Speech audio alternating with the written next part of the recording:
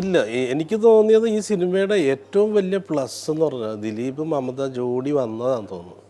കാരണം ജനത്തിന് അത്രയും ഇഷ്ടപ്പെട്ട സിനിമയായിരുന്നു ഈ മൈ ബോസ് എന്ന് പറഞ്ഞ പടം. അത് ഇപ്പോഴും ചാനലുകളിൽ റിപ്പീറ്റ് ചെയ്ത് വന്നുകൊണ്ടിരിക്കുന്നത്. കുട്ടികളൊക്കെ കുട്ടികൾ ഇപ്പം ഞങ്ങളെപ്പോഴും ലക്ഷ്യമിടുന്നത് കുട്ടികൾക്ക് ഇഷ്ടപ്പെടുന്ന സിനിമ, കുട്ടികൾക്ക് കൂടെ ഇഷ്ടപ്പെടുന്ന സിനിമ. അപ്പോൾ കുട്ടികൾക്ക് ഇഷ്ടപ്പെടുന്ന സിനിമയാണെങ്കിൽ അത് കോമഡി ഉണ്ടായാൽ മതി, കുട്ടികൾ ഇഷ്ടപ്പെട്ടുള്ളൂ. കുട്ടികൾക്ക് ഇഷ്ടമായാൽ അവർ വീട്ടുകാരെ വിളിച്ചുകൊണ്ട് വന്നോളൂ.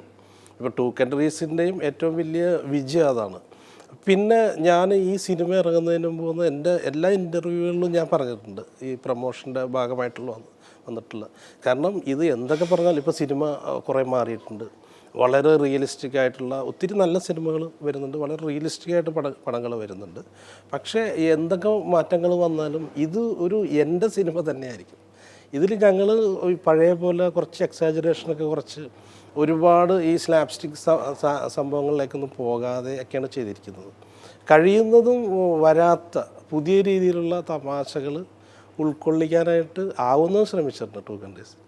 അപ്പോൾ എനിക്ക് അത് തന്നെയാണ് തോന്നുന്നു ഈ സിനിമയുടെ ഒരു വലിയൊരു വിജയഘടകം. കാരണം ഒത്തിരി ആളുകൾ ഈ സിനിമ കണ്ടിട്ട് എന്നോട് പറഞ്ഞു വെച്ചാൽ ഇത് തമാശകൾക്ക് ഒരു പുതുമയുണ്ട്. അപ്പോൾ അത് ചെയ്യുന്നത് ദിലീപാണ്. അപ്പോൾ ഇപ്പോൾ തന്നെ ഈ സിനിമ പല ഭാഷകളിലേക്കും റീമേക്ക് ചെയ്യാൻ വേണ്ടിയിട്ട് പലരും ചോദിക്കുന്നുണ്ട്. അവരുടെ ഏറ്റവും വലിയ ഇഷ്യൂ എന്ന് പറഞ്ഞാൽ ഈ ക്യാരക്ടർ ദിലീപിൻ്റെ റോൾ ആര് ചെയ്യും? ബാക്കി എല്ലാത്തിനും ആളുകളുണ്ട്. കാരണം ദിലീപ് ഈ ഹ്യൂമർ ചെയ്യുന്നൊരു ലെവലിലേക്ക് ചെയ്യാൻ വലിയ പാടാണ്. പക്ഷേ എന്തായാലും വേറെ ഭാഷകളിലൊക്കെ ഇത് പോകുന്നുണ്ട്. അങ്ങനെ ഞാനും ദിലീപും വർക്ക് ചെയ്ത് മൂന്നാമത്തെ പടമാണിത്. ഇപ്പോൾ കല്യാണരാമൻ, അത് കഴിഞ്ഞാൽ മേരിക്കുണ്ടൊരു കുഞ്ഞാട്, പിന്നെ ഇതാണ് എന്തോ ദൈവാധീനം. അല്ലാണ്ട് ഇതിനകത്ത് കൂട്ടുകെട്ടിൻ്റെ ഒരു രസാന്തര ഫോർമുല ഒന്നുമില്ല.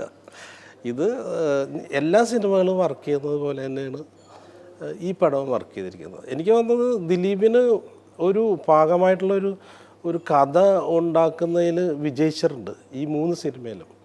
അതിന് ഞാൻ ഫസ്റ്റ് ക്രെഡിറ്റ് ഇതിൻ്റെ റൈറ്റേഴ്സിനെ കൊടുക്കുകയുള്ളൂ. കാരണം അത്രയും റൈറ്റേഴ്സ് സപ്പോർട്ടുള്ള സിനിമകളാണ് ഇത് 3ഉം. നമ്മൾ എത്ര സംവിധാനം എന്ന് പറഞ്ഞാൽ എത്ര മേക്കിംഗ് എത്ര ഗംഭീരമാക്കിയിട്ടും കാര്യമില്ല.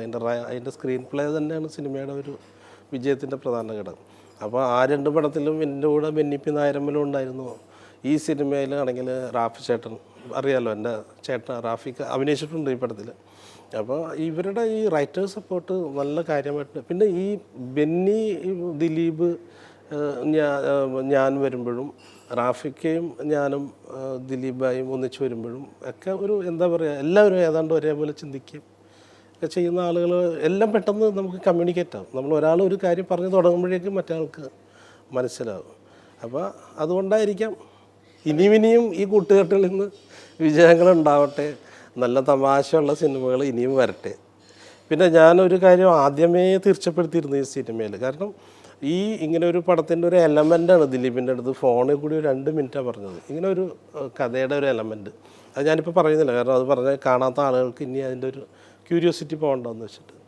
അപ്പോൾ ആ ഒരു എലമെൻറ്റ് ഞാൻ വേറെ 1-2 ആർട്ടിസ്റ്റുകളോടൊക്കെ നേരത്തെ ചുമ്മാ കാഷ്വൽ ടോക്കിങ്ങിൽ സൂചിപ്പിച്ചിട്ടുണ്ട്. അവർക്ക് ആർക്കും സ്ട്രൈക്ക് ചെയ്തില്ല, വിശദമായിട്ട് സംസാരിച്ചിട്ട് പോലും സ്ട്രൈക്ക് ചെയ്തില്ല. പക്ഷേ ദിലീപിന് അത് ഒരു മിനിറ്റ് കൊണ്ട് ദിലീപിനെ സ്ട്രൈക്ക് ചെയ്ത് ഇത് നമുക്ക് ചെയ്യാം എന്നുള്ളൊരു ലൈനിലേക്ക് വന്നു. അത് ഞാൻ യാദൃശ്യമായിട്ട് എറണാകുളത്ത് വെച്ച് ഒരിക്കൽ രഞ്ജിത്തേട്ടനെ കണ്ടു. അപ്പോൾ രഞ്ജിത്തേട്ടൻ എൻ്റെ നല്ലൊരു സുഹൃത്താണ്. അപ്പോൾ ഞങ്ങൾ ഇപ്പോൾ ചെയ്യാൻ പോണ പടങ്ങൾ ഏതൊക്കെയാണെന്ന് ചോദിച്ചപ്പോൾ ഞാൻ പറഞ്ഞു ഒരു സിനിമയുണ്ട്, അതിൻ്റെ കൂട്ടത്തിൽ 2-3 സബ്ജക്റ്റുകൾ വർക്ക് ചെയ്തുകൊണ്ടിരിക്കുന്നുണ്ട് എന്ന് പറഞ്ഞിട്ട് ഈ 2-3 സബ്ജക്റ്റ് പറഞ്ഞതിൽ ഒരു കഥയാണിത്. അപ്പോൾ രഞ്ജിത്തേട്ടൻ 2 ദിവസം കഴിഞ്ഞപ്പോൾ എന്നെ വിളിച്ചിട്ട് പറഞ്ഞു, ഞാൻ രഞ്ജിത്തേട്ടനോട് ആ ഒരു വരിയേ പറഞ്ഞിട്ടുള്ളൂ, ഇങ്ങനെ ഒരു എലമെൻറ്റേ പറഞ്ഞിട്ടുള്ളൂ. രഞ്ജിത്തേട്ടൻ എന്നെ വിളിച്ചിട്ട് പറഞ്ഞു ദിലീപ് എൻ്റെ അടുത്ത് ഞാൻ ഫോണിലൂടെ പറഞ്ഞു ദിലീപ് ഇത് ഓക്കെ ആട്ടോ എന്ന് പറഞ്ഞു. അങ്ങനെയാണ് ഈ പ്രോജക്റ്റ് ഉണ്ടാകുന്നത്. അപ്പോൾ അത് ഇത്തരം ഒരു കഥ ഈ ഒരു ലൈൻ ഞങ്ങൾക്ക് ഇത് വികസിപ്പിക്കാൻ പറ്റുമെന്ന് ദിലീപിൻ്റെ ഒരു വിശ്വാസം, ദിലീപ് ചെയ്താൽ വളരെ നന്നാവുമെന്നുള്ള നമ്മളുടെ ഒരു കോൺഫിഡൻസ് എല്ലാം ഉണ്ട് ഇതിനകത്ത്.